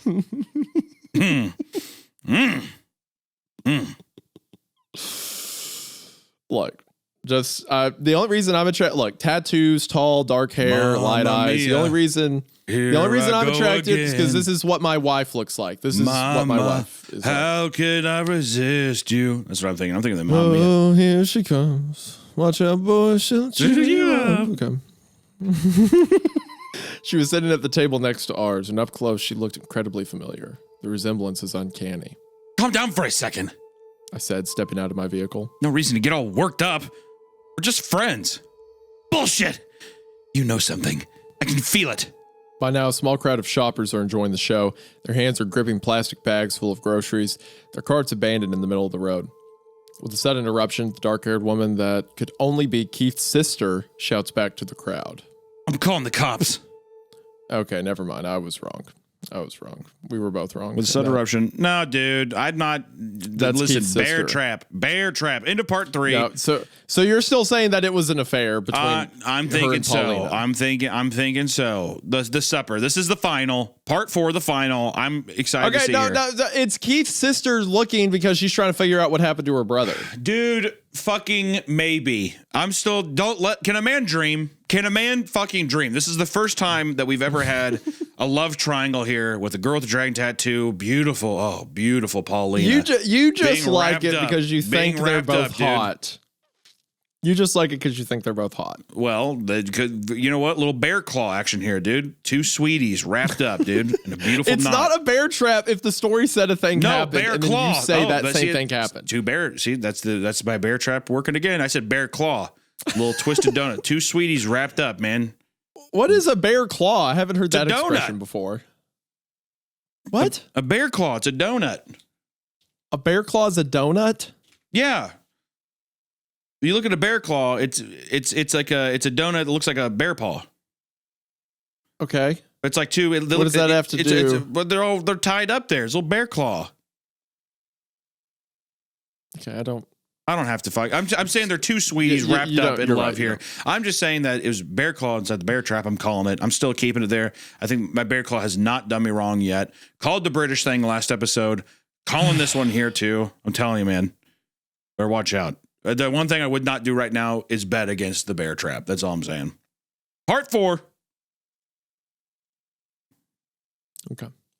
Part 4, The Last Supper. The crowd feasted their eyes on the drama ensuing. The woman who I believed to be Keith's sister had a fiery look in her eyes. I felt horrible for her family, but she was looking for answers to questions that I just couldn't provide. Silva had me backed into a corner with jail time or collateral damage as the only ways out. Can we relax for a second? I'm just the neighbor, Mark. That's it. Well, you two sure look like cozy neighbors. Her hands were shaking as she placed her phone to her ear. Stop for a goddamn second. There was a gasp from someone in the crowd. The woman resembling Keith nearly dropped her phone. Call the cops in. Go on. Is going to the bar a crime? You'll do nothing but look crazy. The woman glared back, eventually taking the phone from her ear. She placed it in her palm, squeezing it violently as she screeched. Took a step back, as did some of the closer shoppers. She did something to him. She declared, tears welling in her eyes. I know it. She pointed her finger at me, her body trembling. And if you're stupid enough to be with her, she will do the same to you. Okay, so how is that bear trap looking now? That it is in fact just his sister. Reverse psychology. Hey, you know what? At the end, when Paulina's smiling, and the tatted woman here walks in the frame, don't be surprised when you hear the clasp of a bear trap. That's all I gotta say. Okay, all right. There was silence for a moment as the woman paced around the lot. She eventually began to sob as she found a seat on the curb, her face shielded by her tears. The crowd slowly dispersed. Once she calmed down, we were able to make a proper introduction. Her name was Viola. She confirmed that she was Keith's baby sister. Keith was her only sibling, and she became concerned that he didn't respond to her text messages Friday evening. When he no-showed for their brunch plans Saturday morning, that's when she really began to worry. Paulina had recently decided the family was going to move out of the country with little warning or consultation provided to Keith. This was how Paulina was. The qualities that made her fun were also what made her dangerous. Keith had become fed up with her unpredictable nature. The extended family was worried that with the move, they would never see their children again. All I could offer were some hollow words of encouragement. Remain calm and hope for the best. I could tell they did little to soothe her soul. We eventually said goodbye, the lies tossing around in the pit of my stomach, knowing that the man was never coming home. With one bomb carefully diffused, I went home to think about the major issue at hand. My plan to build a closer relationship with Paulina had gone up in flames. There was no new information garnered. The opportunity had been wasted. I suffered one more sleepless night, and before I knew it, the weekend was over. In the morning, I peeked out my window. Paulina's driveway was empty. On my way to work, I saw Viola walking down the street with a small group of people. They were maybe 3 blocks from my house. In her hand was a stack of papers. At one of the nearby light posts, I pulled over to look at what they were taping to the metal structures. Help bring Keith Bargallo home. Keith Bargallo, a loving husband, devoted father, and upstanding member of our community, has been missing since Friday, April 30th. There is a cash reward for anyone who can provide information on his whereabouts or the whereabouts of his wife, Paulina, and their 2 children, Riley and Colton. Help us bring them home. Please call the number below. The photo on the flyer was a family portrait taken at a nearby park. The image haunted me all the way to the restaurant. There was the usual rush of workers when I arrived at Azalea's. They were scuttling through the halls, heading to the nearby change rooms, and preparing the tables for the upcoming dinner service. As I left the front of the house towards the change room, I caught a glimpse of Silva. He was walking at a brisk pace down the hall with a couple of other associates. It was only a quick flash of his black and silver crew cut. It was only the back of his head, but that's all it took for me to suddenly feel cold. Dwayne was dawdling around by his locker with a couple of the other cooks when I entered. You have a good weekend, Mark? Ready for some more training? This time I won't go easy. Sorry, Dwayne. I said while taking off my shoes. I told you that shift ain't for me. I'm back to serving today. Well, that's news to me. Silva told me I was training you this evening. Well, he must have forgotten. I discussed this with him on Friday. Dwayne shrugged. Either way, it doesn't matter to me. Just let me know what he says before the rush starts. Playfully swatted one of the cooks in the belly before leaving. Let's go get that money. This would be you. If you had to dispose of bodies for the mob, you'd be like making that bread, working at a bakery. Yeah, making that bread. Bear claws. You'll see Paulina and Areola show up. Love that couple. Areola. I think her name's Viola or whatever, Viola or whatever fuck her name is. Areola is the spot of skin around the nipple. No, I know that's the joke, but he's calling her Areola. Right. And that's what they're like. I think her name's Viola. Is that Viola, Areola? He's like, I don't give a fuck what it is. I'm here to make that bread. What's the difference? I ain't looking at no Viola. I'm looking for that Areola. Catch my drift. I'll tell you what, it is cold down in this basement. like it's a football game every day. All right, we're going to get out there, make some good plays, get some good. Let's get that money, make some people happy. Made that bread. To Hunter whistling, carrying bodies to the elevator.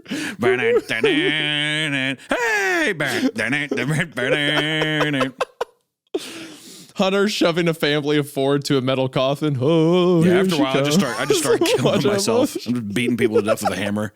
Watch out, boy, she'll chew you up. Oh, Areola comes. She's a man eater.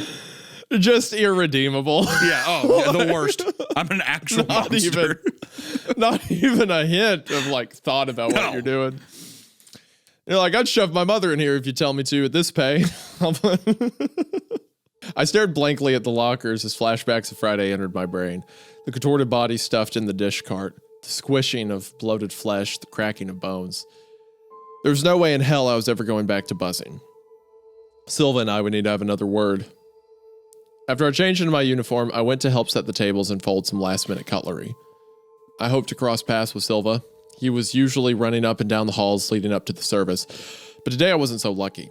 His office door was locked and my knocking went unanswered. Lana gave me a wave down the halls. I had already seen Greg at the lockers and passed by Steph and Kelly wrapping cutlery. By my count, we were fully staffed for servers, and that number excluded me. 20 minutes to go before service, I began to panic. I asked Mia, the hostess, if she had seen Silva. She shrugged. Sorry, haven't seen him. Does he have any appointments? I asked, scratching my head. She scrolled through the tablet and shook her head. As I approached the hostess podium, I noticed something resting on the shelves behind it. It was a cell phone with a glittery phone case and a distinct Hello Kitty tassel attached to it. Julie working tonight? No, just me. Worked all weekend too. So freaking sick of this place.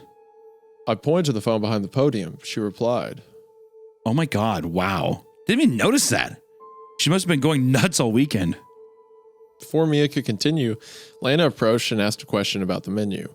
Server whisked her away towards one of the dining rooms in order to investigate the error. Before she left, Mia said, I'll stop by her place tonight and drop it off. Thanks, Mark. He gave a worried smile. Well, she's dead. 100%. She's dead. Yeah, she's 100% dead. 100%. Oh, her phone's there? That's so weird. Yeah, wow, good catch. Wow, it's like it's been there the whole day. Whoa. What the fuck are you talking about?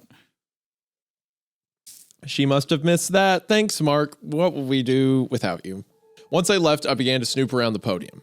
On the bottom shelf, there was a black purse.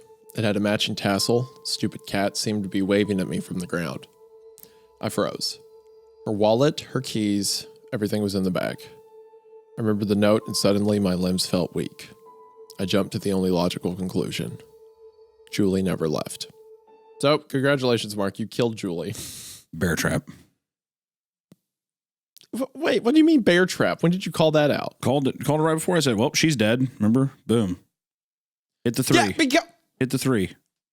Okay, whatever. I'm not. You know what? The fader. You want the fader me to freak 3. out. You want me to have an emotional reaction to your insanity. As soon as Areola comes in at the end, stands next to Paulina, that's when you have to admit the bear trap's real. If that happens, the bear trap's real. Okay, but until then, no, because it said, "Oh, her phone's there." Thanks, Mark. Like that's such a clear, like she's dead, right? You don't get it when 2 sentences later it confirms for us that she's dead. Okay, whatever. I wandered down the halls, rummaging through the storage rooms in the kitchen and the dish room. I opened any door I walked past, searching for signs of Julie. My heart beat aggressively in my chest with every failed attempt. There's no doubt that Dwayne was looking for me too. My watch told me that the dinner crowd would be arriving any minute. I felt a cold hand grab my shoulder from behind. I flinched. Jeez, Mark, relax. Lena laughed. They're gathering everyone together in room 1. I followed her down the empty hallway. Monday nights were always our slowest, but the complete absence of foot traffic was very concerning. What's going on? I don't know. They just told me to sweep the halls and find any stragglers. I think you're the last one. When we arrived, a bald, burly man held the door open. He was a familiar face, someone I seldom saw this deep inside the restaurant. He wasn't an employee, as far as I knew, just some sort of supplier of ingredients and various cooking supplies to the restaurant. You could feel the heat coming from the crowd before you even entered the room. There were too many people for the cramped space. The air was musky as employees seated across the long table looked aimlessly across the room. Those that weren't early enough to nab seats were standing in a line along the walls. On top of the table were beautiful arrays of mouth-watering appetizers. Bacon-wrapped prunes, bellini with caviar, beef tartare, and cheese fondue. Strange man with squinty eyes was pouring shots of alcohol out of mini liquor bottles while the bald man from the doorway followed him towards the table holding a bottle of wine. They passed around the glasses to everyone. Why no liquor? The squinty man asked. Through pursed lips, I replied. I'm okay. Why no liquor? Come on, we're celebrating. What voice are you doing? I don't know. I was trying to do like a French thing, but it's not really working. It sounds like you're doing an Asian voice because it said squinty eyes. God, no. That's what I'm trying to do. I'm trying to do. I was like, Hunter, what are we doing, man? There you go. Okay, that's better. Yeah. Throwing that on there. You have to be like, come on, we are celebrating. That's German. Okay, that's better than the direction you were heading. Sorry, dude. Straight up. Straight off a cliff. Sorry, dude. Sorry if it wasn't good enough for you. Damn. I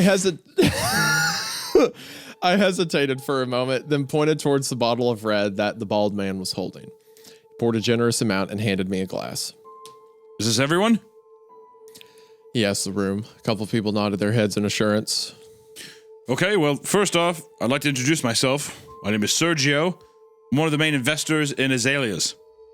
Lana and myself shared puzzled looks. I'd never seen this man before. The success of this restaurant has not been lost to myself or any of the other investors. We're incredibly proud of what this restaurant has accomplished, and that starts with each and every one of you. Raise your glass. I propose a toast. The staff that makes this place special, from the cooking staff to the servers, the hostesses to the busboys. You are all an integral part of this family, and we need to do better. And we need to do a better part of showing our gratitude. While Sergio spoke, I began to scan the room.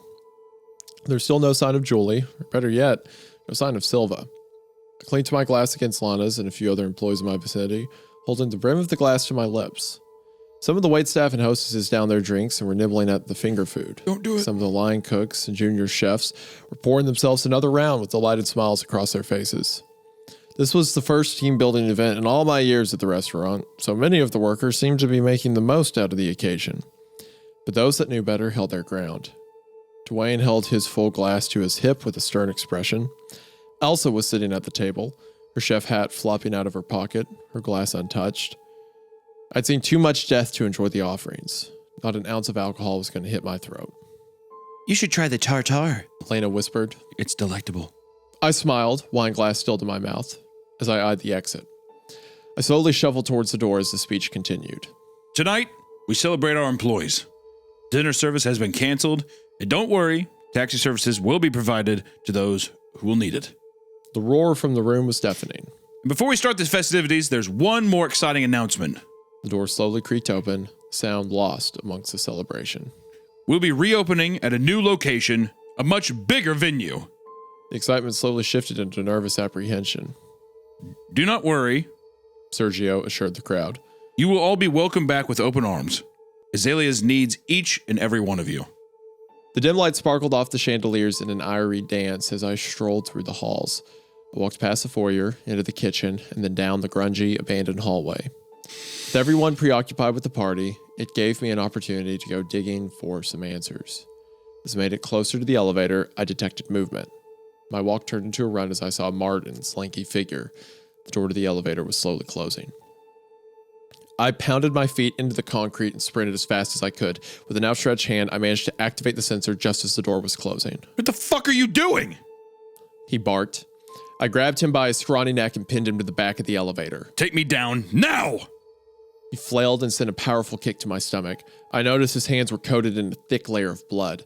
Wheezing and clutching my midriff, I yelled. Take me to the bodies, you scum! We grappled with each other in the hallway. He managed to clip me on the side of the head with a shot that made me wobble. With gritted teeth, we both struggled for control. I wrestled with him, holding his body close to mine as I tried to gather my composure. The dim light from the elevator was sparking like little flashes of lightning. The room was spinning, but somehow, with the sudden burst of energy, I managed to connect with a short jab. It stunned Martin long enough for me to push him into the wall. He went flying, his head hitting the corner of the wall's exposed brick. There was a deep thud, and then his body collapsed to the floor. A small trail of blood trickled out the sides of his head, forming a tiny puddle on the floor. I scrambled to his body, rummaging for his access key. There were sounds coming out of me that I'd never heard before. Uncontrollable sobs, moans of sorrow. I found the card in his back pocket and booked it for the elevator. As the doors began to close, I noticed the flashing red light coming from the ceiling. The camera was pointed in my direction. The odor was crippling. It crept up the shaft and seeped through the cracks of the elevator doors. The elevator carriage rumbled as I slowly descended into the unknown. The doors eventually slid open to reveal what looked like an ongoing construction project. The framing and some of the drywall had been completed, but the floor was packed dirt. Darkness seemed to cover large sections of the room. There were lights strung up on the ceiling, but there was little done to mask the smell. If there wasn't a pile of gas masks laid out by the entrance, I surely would have vomited. I followed the hanging, glowing orbs down the old tunnel. It only took a couple of paces before I saw the industrial-sized fridge. It was a massive stainless steel house with a large sliding door. I shivered as I entered the unit. Inside were shelves and shelves of plastic bags. Hearts, livers, lungs, intestines, vials of blood. Names of either the victims or the new recipients were written in permanent marker. Everything was sealed, labeled, and organized. I tiptoed deeper into the cold room, only making it a few more steps before I finally screamed.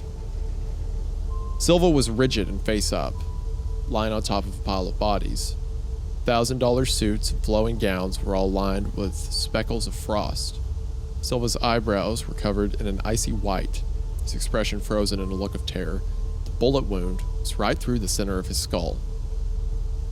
That moment, I understood that this was so much more than a murder-for-hire operation. It was so much more than a restaurant. Everything seemed to turn a profit. I ran out of the cool room and started pacing outside of the unit. I wanted so badly to go back up the elevator to make my way to safety, but I knew I was on the cusp of the secrets. There was still so much I didn't know potentially down the hall, so I foolishly pressed forward. You dumb As son I went of a bitch. further into the... For one, I gotta say, that is so cool that Silva was just a piece in the operation, you know? Like, he's made to be the big guy, but it's like, no, he messed up by letting you get too far, so he had to be taken care of. As I went further into the basement, the smell intensified. The piles of bodies were in plain sight, if you could even call them bodies anymore. I removed my mask just in time to unleash a violent wave of chicken casserole. Their stomachs were fleshy, gaping holes, hacked away, with little left of their insides except for the rib cages and bone that held the remaining bits of skin together. Their faces had no eyes, just black holes carved out of the now rotting flesh. The maggots were little white dots in a sea of decomposed skin, festering all through the crevices of what was left. The dirt floor had clearly been disturbed in numerous places. Something drew me towards one of the hands dangling from the middle of the pile. It was dainty, the fingernails painted in a pastel pumpkin. The flamboyant color palette looked familiar, like something Julie would wear. As I pulled, heaps of limbs and serrated bones toppled from the top of the tower of bodies. Rows of beetles and blowflies buzzed from all the commotion. I recoiled, losing my footing on some loose sediment. In the corner of my eye, I spotted the meat grinder at the end of the room. The piece of machinery was hiding in the shadows, kept from plain sight. As I got closer, I could see that the thing looked polished to perfection. Sinister thoughts flooded my brain regarding its purpose. Some off-menu items for an extra cost. A special order of beef tartare. I dry heaved, nearly losing my lunch once again. I couldn't experience the gruesome scene any longer. These were all of Azalea's deepest, darkest secrets. Secrets that some of the family members took to the grave. I needed to get out of here before I suffered the same fate. There was a thundering sound of footsteps and scraping coming from the roof. I made a mad dash for the elevator. I strode past Martin's body down the hall and made it through the empty kitchen. I managed to round the corner of the foyer before I heard shouting. Hey, stop! The bald man was wheeling one of the dish carts out of room 1. Dwayne was wheeling another behind him. I took flight up the stairs, hearing the pounding of ominous footsteps behind me. I managed to exit the parking lot before they were able to get close. Okay, so they killed all the servers, right? Because they had to move locations or whatever. So it's like, hey, we're shutting down. In case any of you know anything, except for people like Dwayne who are already like in too deep, we're going to kill everyone, and then we put the bodies and we're going to dispose of them. So it seems like they were killing people as a hitman service, but then, as he said, everything turns a profit. So they were also in the organ trade, and they were also in the business of if someone wanted to eat human flesh, they had like that option with the meat grinder. But most of the body pieces they couldn't use were just left to rot in the basement. Yeah, I think it's one of those things where they've turned their profit at this place. Now they're just going to start up a new operation somewhere else. Yeah, they've made the money here. Like you said, everything at a cost. Everything turns a profit. I told you at the start of this that I was a nobody. I was just a lowly server. I was no mastermind. I was no criminal, despite what the security tapes may show. There was no plan. There was nothing. Just a series of events that unfolded after that evening. There was no gun, although I did think about this often during my fits of insomnia. I would have been too much of a coward to even pull the trigger. But if anyone deserved a bullet in their brain, it was Silva. It would have been satisfying to do the honor, but the end result was the same. There was no fake passport. I just didn't know where to get one. There was no burner phone. I just never had the gumption to follow through. In the end, there was just me and the open road. My first stop was a small town bank in the early morning. I withdrew all the cash that I could and loaded it into a suitcase. Kept driving, only stopping to load up on fuel or to reload on convenience stores, food, and energy drinks. I kept going for a few days until I reached the Mexican border. I prayed they would let me through, and for some reason, my prayers were answered. The Azalea family always proved to be a tight-lipped bunch. There's a beach along the coast just outside of a small town. I remember the recommendation from a dear friend. It's off the beaten path and far away from tourists. I think the name was El Decembo, or maybe Desemboque. My Spanish was never the greatest. It just seemed like a good place to stop. The water was crystal clear and the beach was quiet. I sat in the sand just in time to watch the sunset. There were a few other Mexican teenagers splashing around in the water and a handful of fishermen dragging around empty nets across the beach. There's one other person, the only other gringo that I've seen. Her hair is an unusual midnight black for her face complexion, and her smile seems to glimmer in a familiar way. She's all alone and out of place. Most of all, she looks happy. Gazing at her sprawled out on the beach towel for some reason, I felt the need to make a call. I dialed the number, the same one from the poster. Hello? Viola? Yes, and who is this? It was her. You were right all along. And I tell her everything I know about everything. The sun dips below the horizon. The sky suddenly a murky marmalade. It's harder and harder to see with every passing second. My mind wanders into the dark recesses of my brain towards the memories I've tried to forget. I think about my time at Azalea's and how great the job was before it wasn't. I think about my coworkers. I think about Julie. I think about how close I came to death. I think about the others who weren't so lucky. I think about the life I took and the one that got away. The beach is empty now. The fishing boats are all secured and hitched to the dock for the evening. My vision's hazy in the shadows of the night, but I still hear the playful frolicking in the water and the soothing splash of the waves against the rocks. At this moment, I am sure this is the most beautiful place in the world. It's a matter of time before they find me. Whether they track my cell signal from the nearby towers or they find the footage from the restaurant. Tomorrow, I'll be in another town, and another after that, for as long and as far as my money will take me. For now, I sit, take in the crashing of the waves, avoiding the dead, restless eyes that will come for me in my sleep. And that is the end of Azaleas. I gotta say, I love that. Azalea's Cookhouse is a family restaurant. The family always comes first. Great story. Really enjoyed it. Great no sleep find. Very great no sleep find. Yeah, I will say, very excited. First off, the book that comes out this year. You said it's called Kaleidoscope, right? I think the Kaleidoscope. The Kaleidoscope. Yes, from Velox Books. That would be one we're definitely going to, whenever that gets released, we should definitely let you all know, but that'll be one I'm picking up. I think the only we should also, it's also a anthology horror series, so if we can get in contact with him when it comes out, we should definitely do one of the stories from it, I think. Yeah, we should just make sure. That'd be cool. And you can sign up for his newsletter to get updated and new short stories from him as they come out, because this story banged. I liked it a lot. Yeah, it was a lot of fun. I think that the only criticisms I had were, one, the tattooed woman and Paulina not being together, I think, was kind of a missed opportunity. I think that's kind of a bummer for everybody. I think, no, I'm going to speak for everybody. I think everyone was kind of like let out a kind of, I don't know, disappointed sigh. But I will say, I think the ending, it kind of felt like it was one of those, it felt like it was a conclusion to a story where it was just kind of like, I'm done. Like, I'm done with the story. Yeah, but it's also at the same time, it's like you either end with our main character dying, or you end with, because he saw everything. Like, he goes to the basement and he sees what they're doing with the bodies. He sees that Silva's been killed. This is a part of a much bigger operation that he can't hope to deal with. So he just escapes. And then at the end of part 3, whenever Keith's sister comes up, or whatever his name was, when his sister comes up, Viola, and is like, I know something happened to my brother, and she's like emotional and everything.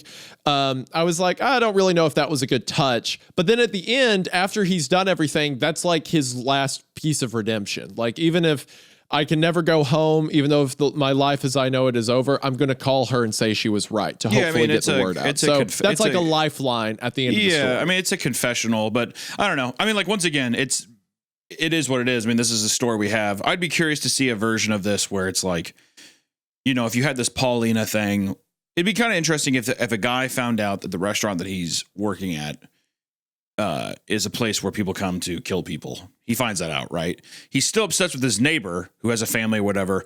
And if the waiter would have put in the order to have the family killed or whatever, and then she, I don't know, rejects him, and then it's this way where he's like bought more into the system or something like that, or like, you know, he becomes more adapted to it. Like, just a weird kind of character arc, I guess, would have been just something interesting. Food for thought. You know, it is what it is. That's not the reality we're living in, so it doesn't matter, but just a little thought I had. But all in all, had a lot of fun with this. I'm glad too it wasn't like I don't know, it kind of reminded me of the Midnight Meat Train a little bit, of just kind of like, it's just a very fun, weird premise. Obviously, Midnight Meat Train takes this fucking crazy route at the end, but this is still, I just kind of like how grounded it was.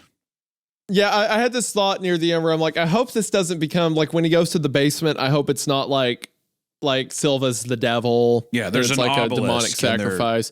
Yeah, it's like, and there's these creatures they're praying. I was afraid to go that route, but no, it's just like a body part trading circuit and broadened bodies. So I like how, like you said, how it stayed grounded. I really like all the story beats I took. I thought it was interesting how like Paulina's kind of like, oh, she's cute, and then she's a part of this whole world, and he tries to like justify it to himself, but it doesn't work out, and he has to escape. Like, I'm really happy with the decisions it took. I thought it was great played out. I really loved the writing style. The writing style was awesome. I think the Paulina thing, I think that could have been seen through a little bit more. Like, I think it would have been interesting if they get together, whatever. He knows what's going on, and he still pursues this woman, whatever, and then that ends up getting her killed, and that's also what sets things up. You know what I mean? Her being able to just kind of get away or do whatever. I don't know. I wish that there was more clarity, or just more of like making her such an integral part, because he's just so obsessed with her, so extremely obsessed with her the whole time, to where maybe he's like, I'll take it to the grave. Or like he finds this out and he's like, well, she's complaining to him about her husband. I don't know. Just different ways you could have played with it. Once again, not the reality we're living in. Doesn't matter.